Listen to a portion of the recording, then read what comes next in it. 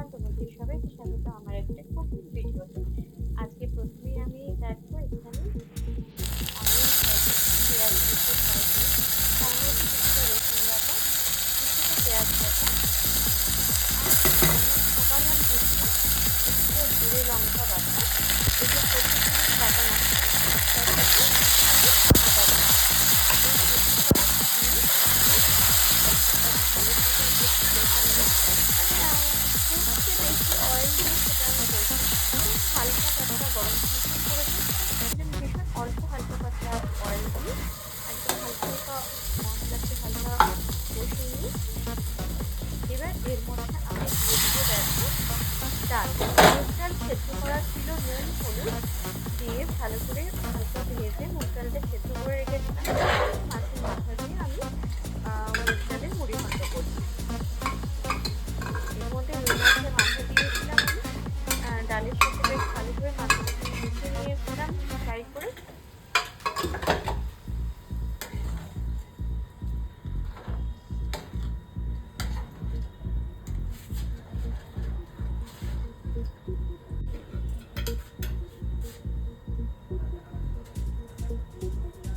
এবার ওপর থেকে আমি কিছুটা গরম মশলা দিয়ে দিচ্ছি। ডালটা ভালো করে ফুটলে দেন এটা সার্ভ করার জন্য প্রপারলি রেডি।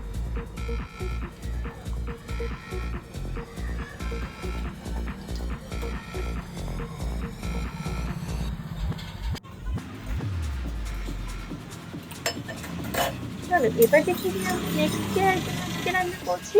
আজকে এরপরে আমি রান্না করতে যাচ্ছি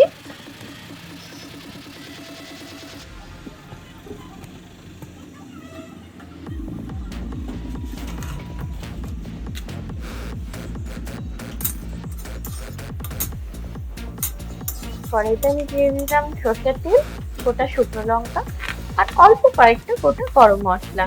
হালকা একটু নেড়ে নিয়ে যখন ফ্লেভারটা উঠবে তারপরে দিয়ে দিব এর মধ্যে পেঁয়াজ কুচানো।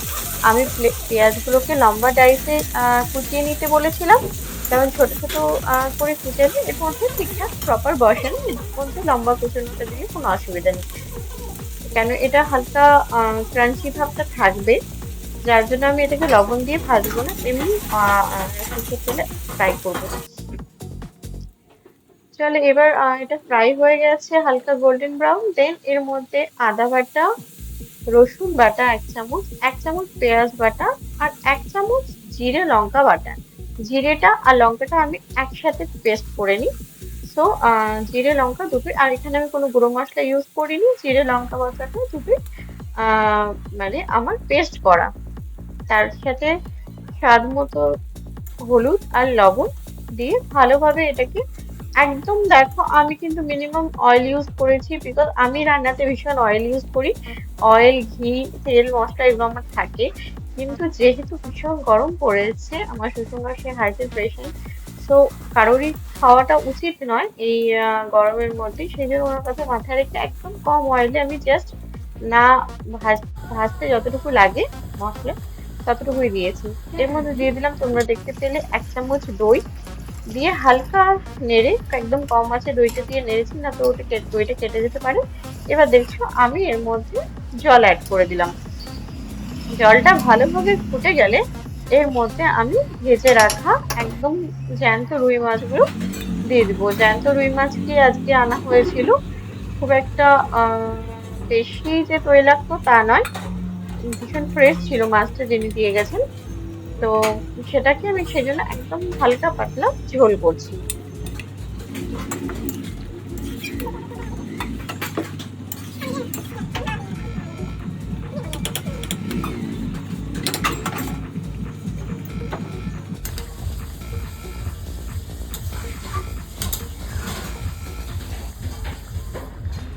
এবার দেখ ফুটে গেছে, এটা রেডি সার্ভের জন্য। দেন এবার আমি কড়াইতে আবারও পেঁয়াজ, আদা বাটা, এর মধ্যে রসুন বাটা দিয়ে নিই, পেঁয়াজ, আদা বাটা, লঙ্কা বাটা এটা দিয়ে বেশ ভালোভাবে কষে নিয়ে এবার আমি দিয়ে দিব এর মধ্যে হালকা একটু ভাপিয়ে রাখা লাউ। কেন লাউটাকে আমি হালকা ভাপিয়ে নিই এই জন্য, যেহেতু এখনকার কোনো সবজি সেরকম ভাবে ফ্রেশ থাকে না, ভীষণ ভাবে মানে হাইব্রিড সেগুলো, সেজন্য আমি হালকা একটু সেটাকে ভাপিয়ে নিয়ে সে জলটাকে আলাদা করে দিই। দেন আমি সেটাকে রেখে ভাপিয়ে নেওয়া লাউটাকে এর মধ্যে অ্যাড করে দিচ্ছি। এটা নর্মাল লাউ যেটা বটল গার্ড, সেটাই, সেটাকে আমি অ্যাড করে দিলাম। এবার ভালোভাবে এটাকে কষে নিতে হবে মশলাগুলোর সাথে। প্লাস এর মধ্যে যে জলটা রয়ে গেছে, যেটুকু জল রয়ে গেছে সেটা পুরোভাবে শুকিয়ে ফেলতে হবে, না হলে লাউটার টেস্টটা ভালো আসবে না। এবার এর মধ্যে আমি দিয়ে দিচ্ছি যে ভেজে রাখা মাছের মাথাটা ছিল। কিছুটা মাথা আমি মুগ ডাল দিয়ে করেছি, কিছুটা মাথা আমি লাউয়ের ঘন্টর মধ্যে দিচ্ছি। যেহেতু আমার ফাদার ইন লর ভীষণ পছন্দ ডিশ এটা, সেই জন্য আমি ওনার জন্যই করছি। এটা দেখে নাও, আর লাউটা গরমের মধ্যে খাওয়াটা ভীষণ স্বাস্থ্যকর। সেই জন্য একটু এইসব দিয়ে করলে বেশ খেতেও ভালো লাগে। আর প্রতিদিন প্রতিদিন তো নর্মালটা ভালো লাগে না লাউটা, এমনি ধনেপাতা দিয়ে নর্মাল লাউও করি আমি। এবার দেখে নিচ্ছ আমি গরম মশলা অ্যাড করে দিয়েছি অল্প করে। এবার ready to serve. Then next time frame যেটা আমি আজকে করছি সেটা হচ্ছে কিছুটা মাছ নিয়ে, রুই মাছ নিয়ে, সেটার আমি একটু গন্ধরাজ রুই করব। এবার গন্ধরাজ রুইয়ের জন্য প্রথমেই আমি ফ্যাটানো টক দই নিয়ে নিচ্ছি 4 spoon, 4 table spoon, not a teaspoon, 4 table spoon ফ্যাটানো টক দই।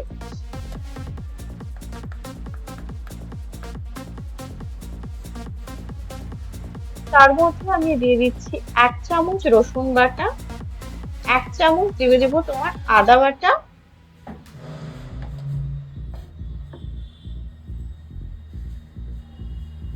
এখানে 1 চামচ আছে লেবুর রস। এটা কিন্তু পাতি লেবু নয়, এটা প্রপার গন্ধরাজ লেবু, যেটা হয় সামার সিজনে গন্ধরাজ লেবু, সেই লেবুটা। কারণ গন্ধরাজ লেবুটা না দিলে তোমার টক হয়ে যাবে আর ফ্লেভারটা আসবে না। এর মধ্যে কিছুটা আমি গরম মশলা গুঁড়ো দিয়েছি। গরম মশলার মধ্যে কিন্তু এক্সট্রা কিছু না, এলাচ, অল্প দারচিনি আর দুটো লবঙ্গ, এটাই। তার সাথে গোলমরিচের গুঁড়ো দিচ্ছি, ব্ল্যাক পেপার পাউডার, এটা আমি রেডিমেডই দিচ্ছি। আর তার সাথে স্বাদ মতো লবণ দিয়ে ভালোভাবে মিক্সচারটাকে ফেটাতে হবে। ভালোভাবে প্রত্যেকটা মশলা ভালোভাবে মিশিয়ে নিতে হবে এর সাথে। এবার মিশিয়ে নেওয়ার পরে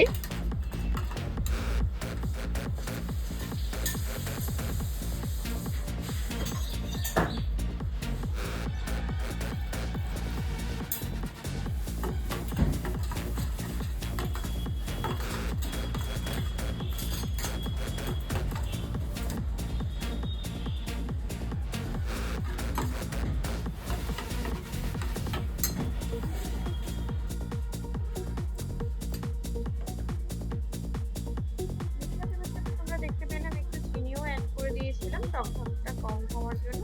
এবার এই মাছগুলো যেগুলো আমি দিচ্ছি সেগুলোর মধ্যে, এই ক্যামেরার মধ্যে একটু হালকা হলুদ লাগছে, তবে আমি হলুদ কিন্তু এই মাছে দিইনি। একদম হালকা ভাবে এই 4 পিস মাছকে আমি ভেজে রেখেছিলাম এই রেসিপিটার জন্য। এই প্রত্যেক কটা মাছকে দই আর দইয়ের এই ব্যাটারটার সাথে খুব ভালোভাবে উল্টে পাল্টে তোমাকে প্রত্যেকটা বডি পার্টের মধ্যে এই ব্যাটারটাকে লাগিয়ে দিতে হবে, যাতে যখন এটা ভাপে কুক হবে সেজন্য মাছটার ভেতরে যেন খুব ভালোভাবে মশলাটা ইনটেক করে। আর যদি মাছটা একটু বেশি ভাজা হয়ে যায় তাহলে কিন্তু মাছের ভেতরে সেই রসটা ঢুকবে না। এবার উপর থেকে আমি হালকা, এটা কিন্তু বেরেস্তা নয়, বেরেস্তাই, তবে একদম ক্রাঞ্চি যে বেরেস্তাটা হয় সেটা নয়, যেটা আমরা বিরিয়ানিতে ইউজ করি। এটা হচ্ছে হালকা একটু অনিয়ন ফ্রাই, যেটা একদম হালকা ভাবে ভাজা, এর মধ্যে কোনোটাই বেশি ভাজা ইউজ করা যাবে না। তার সাথে আমি দিয়ে দিচ্ছি কিছু লেবুর লেমনের স্লাইস, যেটা তোমার ফ্লেভারটাকে একটু এনহ্যান্স করবে। সেটা দিলে ফ্লেভারটাও এনহ্যান্স হবে, আর যখন আমরা কাউকে সার্ভ করব তখন দেখতেও বেশ ভালোই লাগবে। আর সব থেকে লাস্ট ইনগ্রেডিয়েন্ট, যেটা না দিলে পুরোটাই অসম্পূর্ণ যে কোনো ভাপা রেসিপি, সেটা হচ্ছে কাঁচা সর্ষের তেল। যদিও আমার এই সর্ষের তেলটা একদম বাড়ির অথেন্টিক যেটা সর্ষের তেল সেটাই, সেই জন্য ফ্লেভারটা ভীষণ ভালো আসে। গরম জলের মধ্যে আমি টিফিন বাটিটা বসিয়ে দিয়েছি, এটা তোমরা মাইক্রোওভেনেও করতে পারো। আমি বেশিরভাগ সময় মাইক্রোওভেনেই করি, বাট আজকে এইভাবে দেখানোর জন্য আমি গরম জলের মধ্যে টিফিন বাটিটাকে দিয়ে দিলাম। দেওয়ার আগে দেখবে তোমরা গোটা কাঁচা লঙ্কা দিয়েছি। এবার 10 মিনিটস এটাকে এইভাবে রেখে দিতে হবে। 10 মিনিটস স্লো আছে রেখে দিলেই তোমার রেসিপি রেডি। গরম গরম ভাতের সাথে এটা সার্ভ। চলো আজকের মতো আমার এইটুকুই রেসিপি ছিল। প্লিজ ভালো লাগলে ডু লাইক শেয়ার